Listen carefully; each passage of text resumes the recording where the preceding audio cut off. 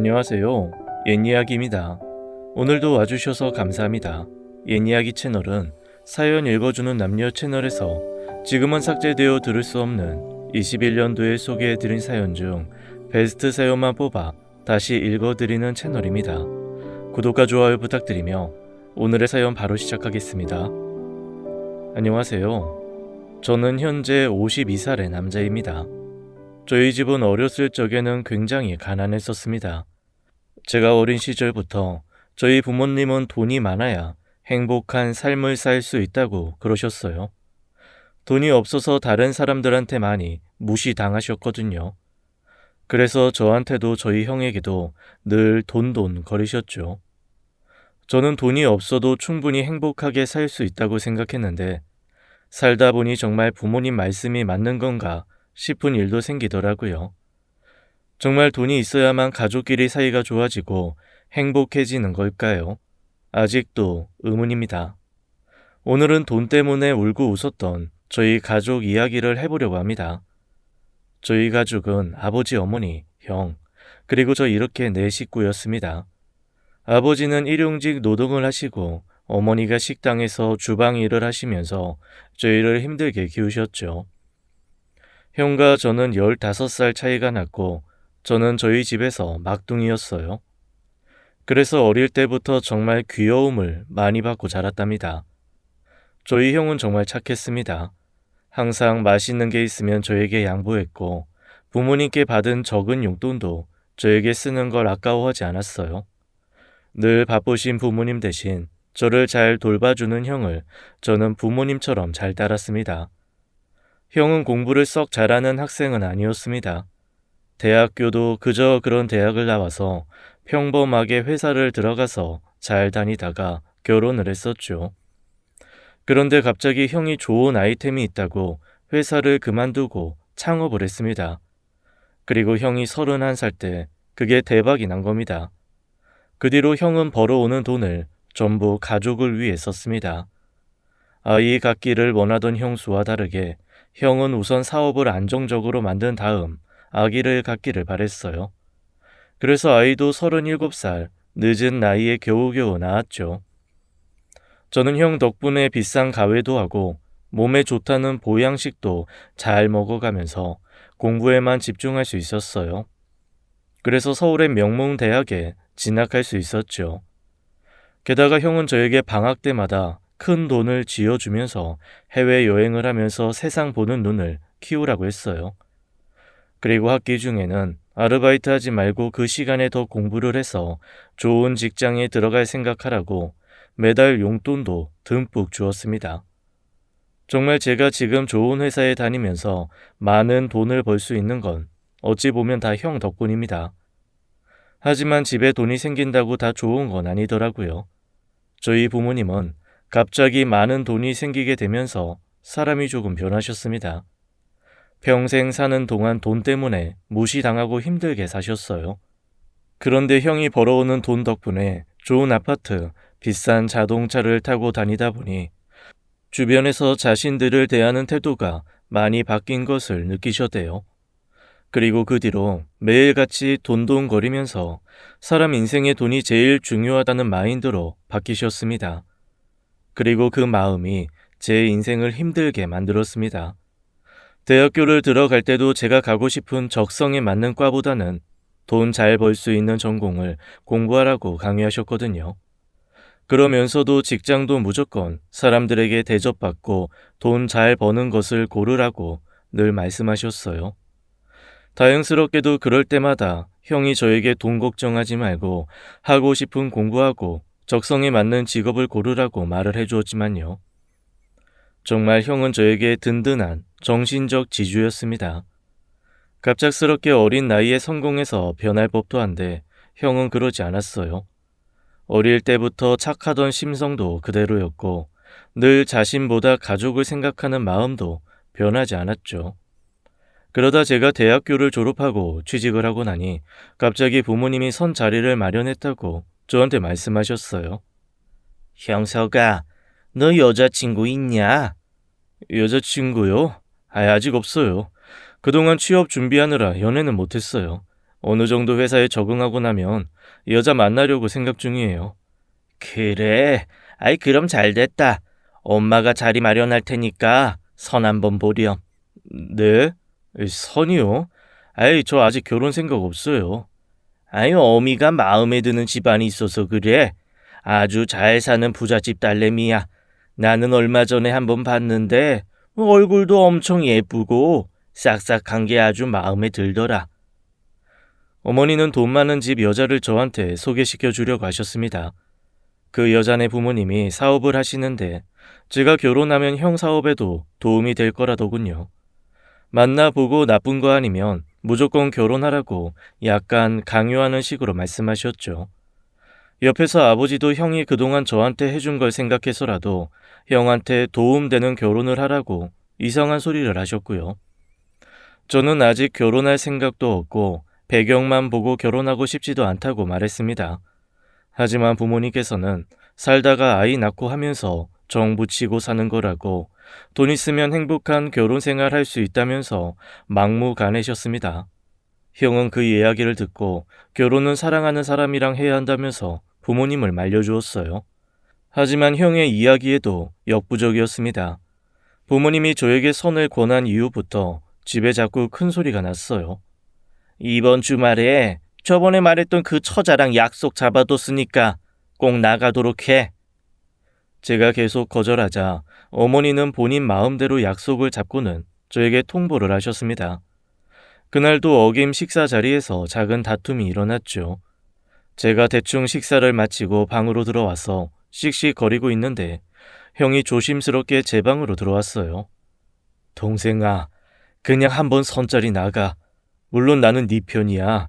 부모님이 말씀하신 여자랑 결혼하라는 게 아니고 그냥 한번 식사나 하라는 소리야. 부모님 고집 알잖냐. 못 이기는 척 한번 만나보고 마음에 안 든다고 해. 그럼 내가 다음부터 절대 그러시지 못하게 말씀드릴 테니까. 자꾸 집안에 큰 소리가 오가자 형이 저를 달래면서 말을 했습니다. 형의 말을 들어보니 그냥 한번 만나야 부모님의 잔소리가 그칠 것 같아서 그렇게 하겠다고 말을 했죠. 그리고 주말에 선자리를 나가보았는데 웬일입니까? 부모님이 소개해준 여자가 제가 꿈에 그리던 제 이상형이었어요. 오히려 그 여자가 저를 별로 마음에 들어 하지 않았습니다. 하지만 저는 엄청난 노력한 끝에 그 여자와 사귈 수 있었고, 그리고 마침내 결혼했죠. 제 장인 어른은 사업을 크게 하고 계셨어요. 어머니 말씀대로 형의 사업에 크게 도움이 되더군요. 장인 어른은 무역업을 하셨는데 제가 아내와 결혼하고 나서 형의 회사 제품을 대대적으로 외국에 홍보해 주었고, 덕분에 형의 회사 규모와 매출이 엄청 커지게 되었습니다. 제가 항상 감사하다고 말씀을 드리면 저희 형네 회사의 제품이 좋기 때문에 잘 팔리는 것이라고 웃으면서 말해주셨죠. 그리고 형의 회사에서 신제품을 만들게 되면 투자도 해주셨고요. 장인 어른은 저의 가족 일이라면 발벗고 나서서 도와주셨어요. 덕분에 형의 회사가 점점 커지고 경쟁력을 갖추면서 서로 윈윈하는 관계가 되었습니다. 부모님은 제 아내에게 항상 이름 대신 우리 복덩이라고 하셨어요. 정말 아내를 예뻐해 주셨습니다. 형님과 형수님도 친동생처럼 아내를 잘 챙겨주셨죠. 저는 항상 아내에게 제가 형님 덕분에 좋은 대학도 가게 되었고 좋은 직장도 얻게 되었다면서 또 다른 부모처럼 생각한다고 늘 말했죠. 다들 겪는 시집살이도 전혀 없었습니다. 정말 모이면 그저 하하호호 웃기에 바빴어요. 그렇기 때문에 나중에 가족들의 태도가 바뀐 것을 보고 아내가 상처받아서 결국 병까지 얻게 되었겠지요. 제가 결혼한 지 10년 정도 되었을 무렵 장인어른 회사에 문제가 생겼습니다. 장인어른 밑에서 부사장으로 일하던 사람이 알고 보니 몰래 장부를 조작해서 세금을 제대로 내지 않고 뒤로 횡령을 하고 있었던 것이었습니다. 그게 어쩌다 발각이 되었고 국세청에서 조사가 들어오게 된 것이었죠. 장인어른은 모르고 있던 일이었지만 어쨌든 제대로 세금을 내지 않은 까닭에 엄청난 과징금을 부과받게 되었습니다. 그 소식이 알려지자 장인어른의 회사 이미지에 큰 타격을 받게 되었고 점점 문제가 생겼어요. 특히 유럽 쪽의 경우 회사의 신뢰도를 중요하게 생각하는데 장인 어른의 경쟁 업체에서 이때를 이용해서 안 좋은 소문을 퍼뜨렸고 점점 계약이 줄어들게 되고 재고만 쌓이게 되었죠. 여보, 우리 아버지 회사가 요즘 좀 안 좋은 것 같아요. 혹시 아주버님네한테 돈 좀 빌릴 수 있을까요? 아버지가 시댁에 손 벌리지 말라고 했는데 가만히 있을 수가 없어요. 정말? 당신이 나한테까지 이렇게 말할 정도면 큰일이 있나 보네. 알겠어. 내가 형님한테 한번 연락해 볼게. 평소 아쉬운 소리를 하지 않던 아내가 저한테 어렵사리 부탁했어요. 저는 아내의 말을 듣고 바로 형님에게 전화했습니다. 형님은 제 이야기를 듣고는 업계에서 요즘 장인 어른네 회사가 좀 힘들다는 이야기를 듣긴 했지만 그 정도일 줄은 몰랐다면서 당장 필요한 액수를 알려달라고 했어요. 그리고 형님은 조금 무리가 가는 금액이었지만 별 이야기 없이 바로 장인 어른 회사에 금전적인 지원을 해주었습니다. 형님네 회사도 현금이 그렇게 많은 게 아니어서 대신 어음을 써주더라고요. 장인 어른 회사는 형님이 건네준 돈으로 급한 불을 끄게 되었습니다. 하지만 다른 회사에서 어음을 받아서 물건을 사고 팔 정도로 자금 압박이 심하다는 이야기들이 업계에 떠돌았고 얼마 못 버티고 망해버렸습니다. 커다랗던 처가댁에는 빨간 딱지가 여기저기 붙게 되었고 사시던 집도 경매로 넘어가게 되었습니다. 갈 곳이 없어진 장모님과 장인어른은 결국 저희 집에서 함께 살게 되었어요. 어쩔 수 없이 장인어른은 결국 파산 신청을 하게 되었습니다. 빚이 너무 많아서 스스로 갚을 수 없다고 판단하셨던 모양이에요. 형님에게 빌린 돈은 갚지 못하게 되었고 결국 형네 회사도 점점 어려워지게 되었습니다. 장인어른 회사가 망하고 그 탓으로 형님네 회사도 형편이 어려워지자 저희 부모님들은 태도가 180도 변하더군요. 그렇게 애지중지 아끼던 며느리를 점점 구박하기 시작하셨어요. 아이고, 이 집안에 여자가 잘못 들어와서 이게 무슨 사단인지. 망하려면 지네 가족만 망하게 둘 것이지 왜 갚지도 못할 돈을 빌려가서 남까지 같이 망하게 만드는 건지. 아이고, 내 팔자야. 부모님은 아내 앞에서 대놓고 너 때문에 우리 집도 망하게 생겼다면서 함부로 말씀하셨습니다. 내가 그렇게 어음을 함부로 해주는 거 아니라고 했는데 내 말 안 듣고 자기 가족이라고 도와줘야 한다고 마음대로 하더니 꼴 좋다. 이제 어쩔 거야. 우리 승민이 미국에서 고등학교까지 마치고 한국에 들어오게 하려고 했는데 중학교도 다 졸업하기 전에 돌아오게 생겼네. 그렇게 다정하던 형수님도 형님의 회사가 어려워지자 태도가 돌변하셨습니다. 하나밖에 없던 아들이 미국에서 유학 중이었는데 경제적으로 어려워지자 한국으로 돌아와야만 했거든요. 특히 그 부분에서 제 아내를 많이 원망하셨어요. 제 아내 때문에 자신의 자식이 신세 망치게 생겼다고 말입니다. 어느 정도 저도 이해는 갔지만 가족들 다 모여 있는 자리에서 게다가 제 아이가 있을 때도 함부로 말씀하시니까 저도 점점 미안함보다는 분노가 생기기 시작했어요. 처음에는 형님께서 부모님과 형수님에게 그렇게 사람 있는 데서 면박 주는 거 아니라고 말씀을 해주셨습니다. 하지만 시간이 지나면서 형님네 회사가 점점 더 어려워지자 형님은 다른 사람들의 말을 듣고 그저 한숨만 쉬고 계시더라고요. 제가 믿고 의지했던 형까지 돈 때문에 등을 돌리는 것 같았습니다. 저도 그 모습을 보고 실망과 분노가 쌓였는데 제 아내는 오죽했을까 싶네요. 그리고 장인어른 회사가 망하고 1년 정도 지났을 무렵 갑자기 장인어른이 샤워를 하시다가 쓰러지셨습니다. 머리를 크게 부딪히셔서 뇌진탕이 오셨는데 그 뒤로 의식이 없이 계속 병원에 입원해 계셨어요. 그러다 유언도 한마디 남기지 못하시고 돌아가시게 되었죠. 아내는 장인어른이 돌아가시고 하염없이 날마다 울기만 했어요. 그러다가 아내는 한 차례 자살 시도를 하기도 했었죠. 장모님이 조금만 늦게 발견했다면 아마 아내는 그때 제 곁을 떠나버렸을 겁니다. 병원에서는 우울증이라고 하더라고요. 세상이 정말 원망스러웠습니다. 누구보다 밝고 쾌활하던 아내였는데 우울증에 자살 시도라니요. 부모님 말씀처럼 돈이 전부인 세상인가 싶었습니다. 저는 그 뒤로 가족들을 모두 불러 모아놓고 아내의 상태를 말했어요. 물론 제 처가 때문에 형님네 회사가 어려워진 거 알고 있어요. 그래서 제 아내에 대한 원망도 다들 클 것이고요. 하지만 이제 그만해 주시면 좋겠어요. 장인어른도 그렇게 돌아가시고 얼마 전에 아내가 자살 시도까지 했어요. 제발 부탁드려요.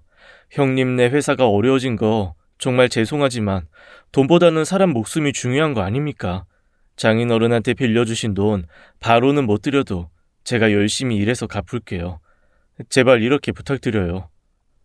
저는 이날 울면서 가족들에게 호소를 했습니다.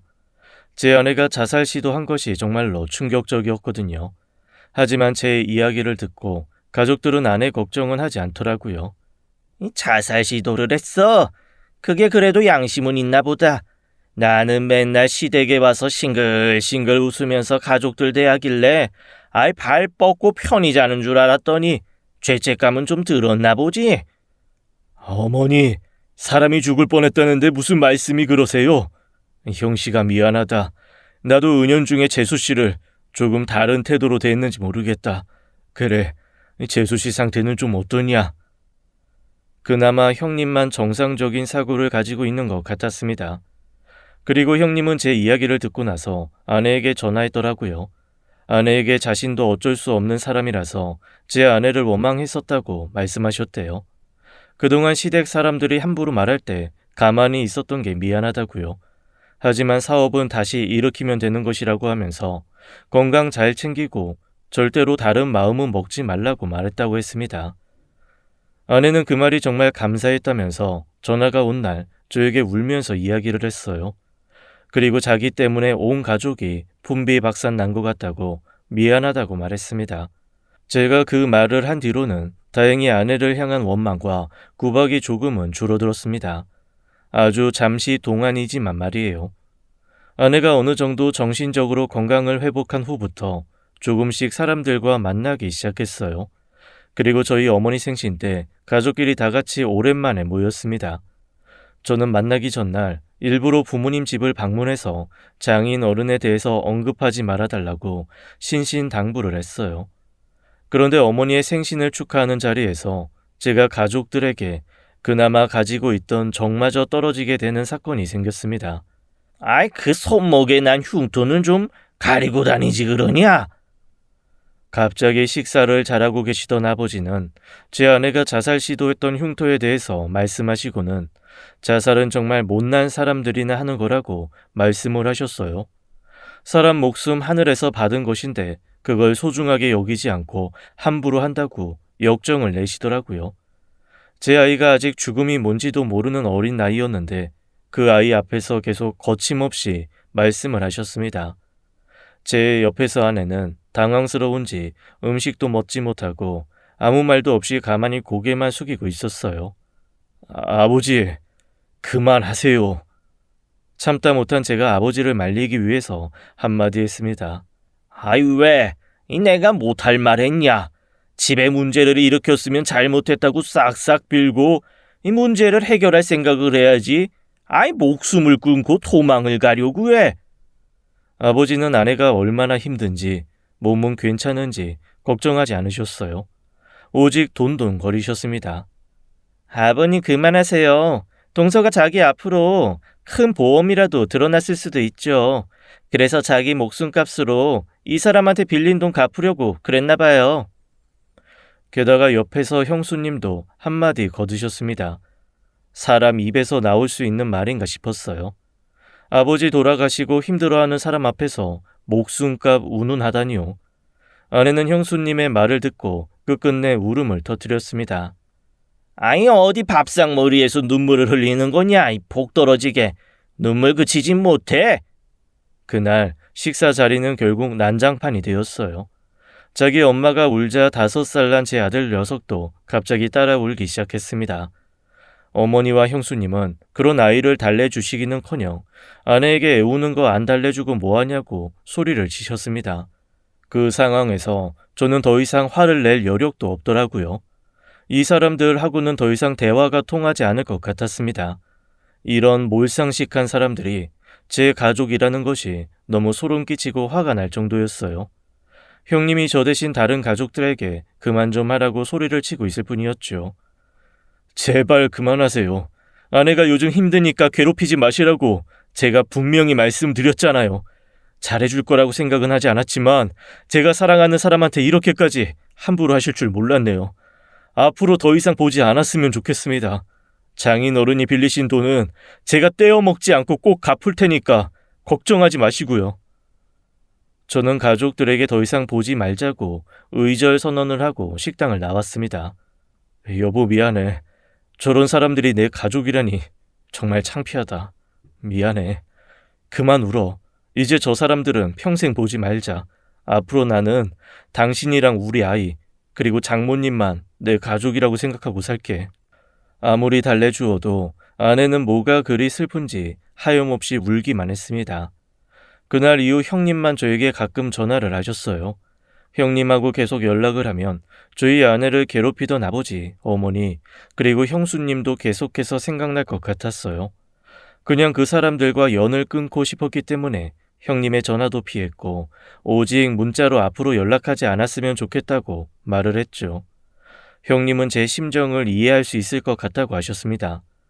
자신이 그동안 다른 가족들에게 잘못을 항상 말하고 뉘우치게 하면서 기다리겠으니 혹시라도 가족을 용서할 수 있는 날이 오면 연락해 달라고 하셨어요. 그리고 덧붙여서 자신의 회사는 어느 정도 회복을 해서 형편이 아주 괜찮아졌으니 빚도 갚지 말라고 하시더라고요. 저는 그 뒤로 집 이사를 했습니다. 그리고 아내도 저도 휴대폰 번호를 바꾸었죠. 그리고 매달 꼬박꼬박 일정 금액을 형님에게 붙였어요.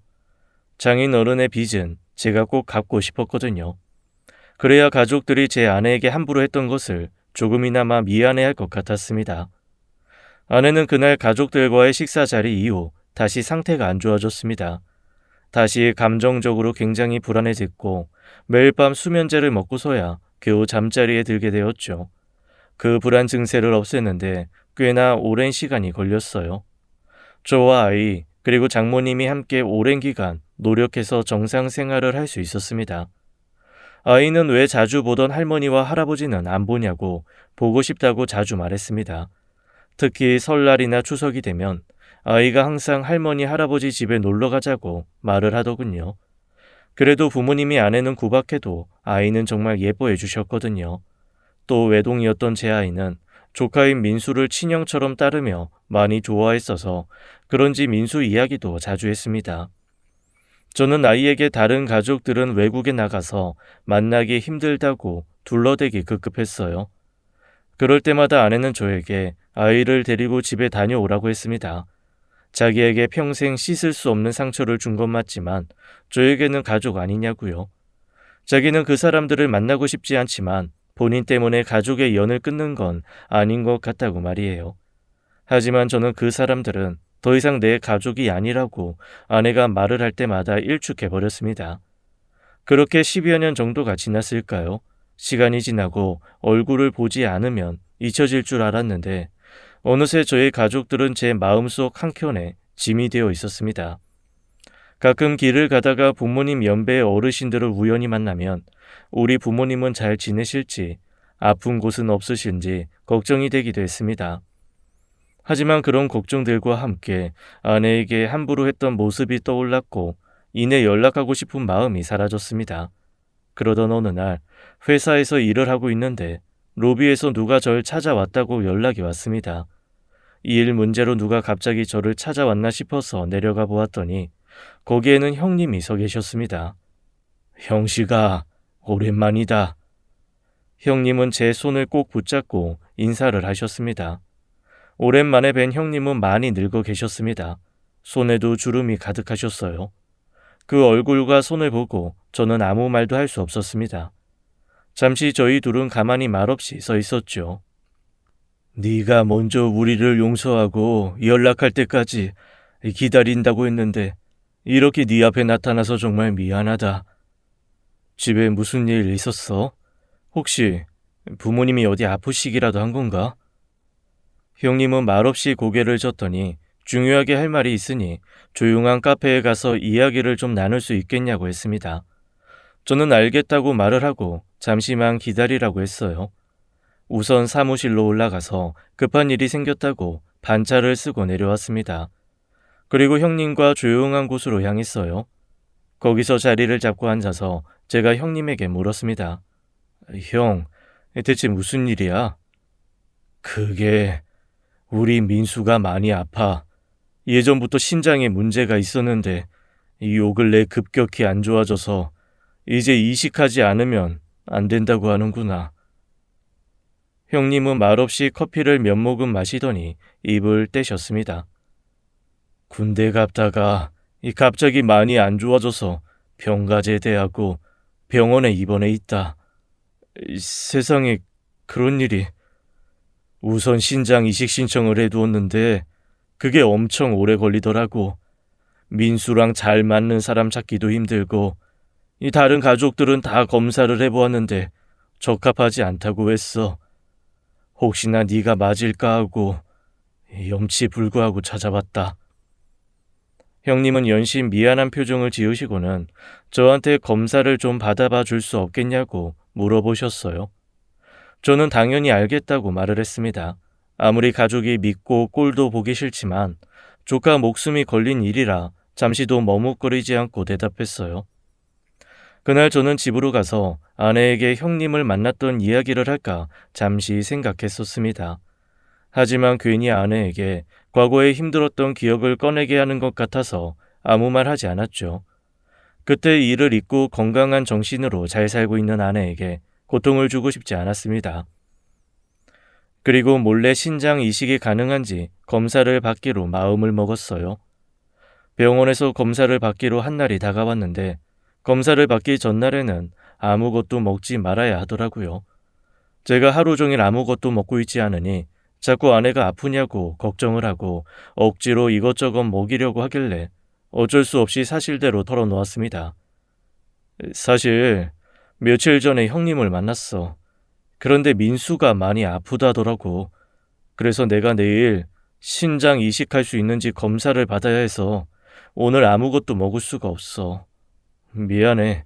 당신한테 괜히 우리 가족 이야기 꺼내고 싶지 않아서 말 안 하려고 했는데. 아내는 제 말을 듣더니 깜짝 놀라서 저한테 민수가 어디가 어떻게 아프냐고 물어보았어요. 그래서 저는 형님에게 들었던 내용을 그대로 전달해 주었고 아내는 표정이 어두워졌습니다. 민수 어릴 때부터 허약했는데 크면서 큰 병을 앓게 되었나 보네. 딱해라. 그리고 그 다음 날 바로 병원으로 갔고 검사를 받았는데 이식 불가하다고 나왔어요. 기대에 가득 찬 얼굴로 저와 병원에 갔던 형님은 이식이 가능하지 않다는 이야기를 들으시고는 금세 풀이 죽으셨습니다. 그 결과를 듣고 왠지 모르게 형수님께 죄송스러운 마음이 들었습니다. 하지만 형님은 제 손을 잡고서는 검사 받아주어서 너무 고맙다고 연신 말씀을 하시더라고요. 그날 저희 형제는 정말 오랜만에 서로 술 한 잔씩 기울이면서 그동안 어떻게 살았는지 이야기했습니다. 다행히도 형님네 회사는 예전만큼은 아니지만 잘 운영되고 있었고 형수님과 부모님 잘 지내고 계신다고 말씀해 주셨어요. 저 역시 형님에게 아내는 건강을 회복했고 아이는 잘 크고 있다고 말했습니다. 당신 웬일로 이렇게 술을 많이 먹고 왔대? 술 냄새 엄청나요. 오랜만에 형님이랑 술 한 잔 걸쳤어. 정말 오랜만에. 병원에서 검사한 건 결과 나왔어요? 뭐래요? 안 된대. 나랑 안 맞는데. 우리 민수. 아직 새파랗게 젊은데 병원에 박혀서 맨날 누워만 있고 마음 같아서 내 신장 다 떼어주고 싶은데 안 된다고 하니 참. 저는 형님과 술을 진탕 먹고 그날 밤새도록 집에서 주정을 부렸습니다. 다음날 아내가 아침에 해장국을 끓여주었어요. 그리고 밥을 먹고 있는 저한테 진지하게 말을 했어요. 밤새 생각해봤는데 저도 한번 검사 받아볼게요. 혹시 내가 어제 당신한테 술주정으로 뭐라고 한 거야? 아니요. 당신은 아무 말도 안 했어요. 당신이 민수한테 장기 기증을 해줄 수 없다고만 했죠. 그런데 그 이야기 듣고 나니 마음이 너무 안 좋더라고요. 만약 우리 현태가 그런 상태라면 어땠을까 하는 생각도 들고 게다가 당신네 가족들 중에서 아주버님은 항상 저한테 잘해주셨잖아요. 저 아주버님한테는 죄송스러운 마음뿐이었는데 빚 갚는 셈 치죠 뭐. 혹시 안 맞을 수도 있잖아요. 아내는 같은 부모로서 그냥 모른 척할 수 없다고 했습니다. 그렇게 자신을 괴롭히던 시댁인데 저는 그 이야기를 듣고 검사를 받지 말라고 말릴 수도 없고 그렇다고 잘 결정한 일이라고 아내에게 칭찬을 해줄 수도 없었습니다. 그저 저는 아내 앞에서 미안하고 고맙다는 말만 되풀이했어요. 얼마 후 저와 아내는 병원에 가서 검사를 받았어요. 그런데 놀랍게도 아내가 이식할 수 있다는 결과가 나왔습니다. 하지만 의사는 아내에게 몸이 약하다면서 이식을 하지 않는 게 좋겠다고 말했습니다. 괜히 수술했다가 아내에게 부작용이 날 수도 있고 아내의 건강 상태를 봐서는 신장이 그렇게 건강하지 않을 것 같다고 말입니다. 건강하지 않은 신장을 받는 건 역시 환자에게 안 좋다고요. 아내와 저는 아쉬워하면서 집으로 돌아왔습니다. 저는 이 이야기를 형님한테 어떻게 전해야 할지 고민하느라 며칠 동안 말씀을 못 드리고 있었어요. 그런데 며칠 후 아내가 결심에 찬 얼굴로 저에게 말을 했습니다. 여보, 저 어제 헬스 끊었어요. 운동하려고요. 운동해서 건강해진 다음에 민수한테 신장 이식해줄래요? 여보, 내가 뭐라 할 말이 없어. 고마워. 당신한테 가족들이 한 짓거리 생각하면 그러지 말라고 말하고 싶지만 형님의 그늘진 얼굴만 떠올리면 고마워 여보. 아내는 자기도 민수 덕분에 건강해질 수 있겠다고 하면서 웃었습니다. 저는 다음날 당장 형님에게 전화를 해서 이 소식을 알렸어요.